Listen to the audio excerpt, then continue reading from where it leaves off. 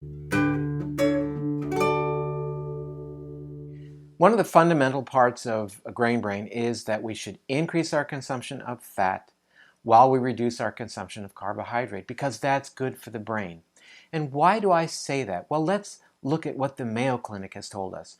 The Mayo Clinic published an incredible report in the Journal of Alzheimer's Disease, and what they found was a dramatic risk reduction in individuals eating more fat and less carbohydrates. Let's take a look at the study.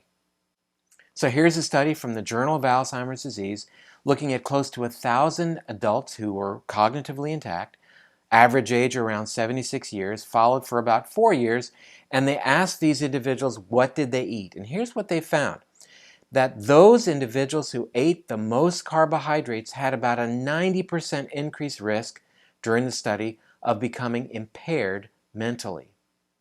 Those individuals who had the highest amount of saturated fat, the dreaded saturated fat, actually had a 36% reduction in risk for becoming demented. And those individuals who ate the most fat overall had actually a 44% risk reduction in becoming demented. And here's what the study concluded. These findings suggest that dietary patterns consisting of high intake of energy derived from carbohydrates and a relatively low intake from fat may have adverse implications for the developing of MCI, that means mild cognitive impairment.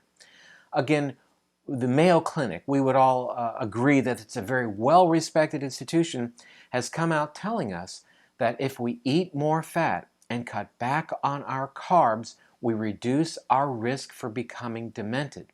And I'll remind you that dementia is a situation for which there is no treatment. I'm Dr. David Perlmutter.